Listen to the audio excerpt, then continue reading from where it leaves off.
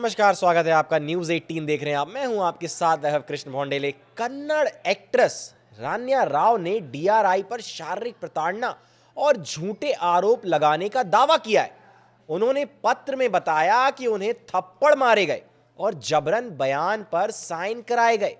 सोना तस्करी के मामले में गिरफ्तार कन्नड़ एक्ट्रेस रान्या राव ने राजस्व खुफिया निदेशालय यानी कि डीआरआई के अतिरिक्त महानिदेशक को लिखे एक पत्र में कुछ गंभीर आरोप लगाए हैं। 6 मार्च को लिखे गए इस पत्र में रान्या ने दावा किया है कि उन्हें शारीरिक रूप से प्रताड़ित किया गया है, 10-15 बार थप्पड़ मारे गए हैं और एजेंसी की तरफ से तैयार किए गए बयानों पर साइन करने से इनकार करने पर बार बार उनके चेहरे पर थप्पड़ मारे गए। ये दावा रान्या रॉय करती हुई नजर आई। राव ने यह भी दावा किया कि वह निर्दोष है और उन्हें झूठा फंसाया गया है और वह उन अधिकारियों की पहचान कर सकती हैं जिन्होंने उन्हें मारा था। राव ने यह भी दावा किया कि उन्हें खाना नहीं दिया गया और धमकाया गया है। उन्होंने पत्र में दावा किया कि एक अधिकारी ने कहा कि अगर आप कागजों पर हस्ताक्षर नहीं करेंगी तो हम आपके पिता का नाम उजागर कर देंगे और उनकी पहचान बताएंगे, जबकि हमें पता है कि उनका इससे कोई लेना देना नहीं है। एक्ट्रेस ने पत्र में आरोप लगाया, मैंने 50-60 टाइप किए हुए पन्नों और लगभग 40 खाली पन्नों पर हस्ताक्षर किए थे क्योंकि मैं भारी दबाव, तनाव और शारीरिक हमले का सामना कर रही थी। कागजों पर साइन डीआरआई अधिकारियों द्वारा जबरदस्ती लिए गए हैं। ये दावा रान्या राव करती हुई नजर आ रही है उस पत्र में। रान्या राव अभी जेल में है और वह वरिष्ठ अधिकारी रामचंद्र राव की सौतेली बेटी है। इस मामले ने पूरे देश में काफी चर्चा बटोरी है। पत्र में कहा गया है कि उन्हें हवाई जहाज से सीधे गिरफ्तार किया गया था, ना कि हवाई अड्डे के टर्मिनल से, जैसा कि डीआरआई के दस्तावेजों में दावा किया गया है। रान्या राव ने आगे कहा, उन्होंने मुझे हवाई जहाज के अंदर से पकड़ा और मेरी गिरफ्तारी के समय से लेकर मुझे अदालत में पेश किए जाने तक अधिकारियों ने मुझे 10-15 बार चेहरे पर मारा और थप्पड़ मारे, जिन्हें मैं पहचान सकती हूं।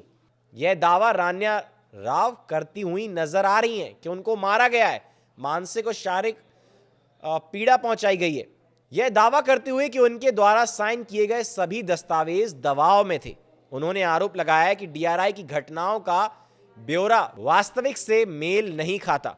उसने पत्र में कहा, जैसा कहा जा रहा है कोई महाजर नहीं बनाया गया, ना ही मेरी तलाशी ली गई, ना ही मुझसे कुछ बरामद हुआ।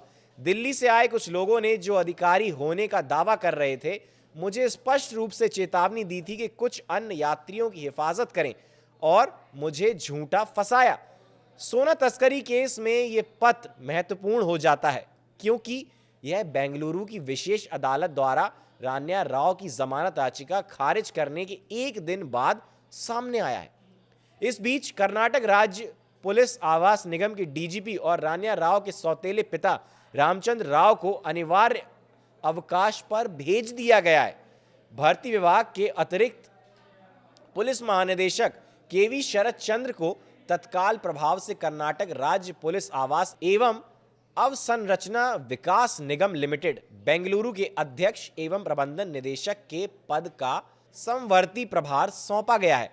डीआरआई ने 3 मार्च को बेंगलुरु के केम्पेगौड़ा अंतर्राष्ट्रीय हवाई अड्डे पर रान्या के पास से 12.56 करोड़ रुपए मूल्य की सोने की छड़ें जब्त की थी। अधिकारियों ने बताया था कि बाद में उनके पास से 2.06 करोड़ रुपए मूल्य के सोने के आभूषण और 2.67 करोड़ रुपए भारतीय मुद्रा भी बरामद की गई थी। तो रान्या राव ने ये जो लेटर लिखा है, ये जो लेटर बम फोड़ा है, अब ये इस केस में एक नया मोड़ लेकर आ गया है क्योंकि बहुत ही बड़े बड़े दावे रान्या ने इसमें किए हैं और डीआरआई पर गंभीर आरोप लगाए हैं।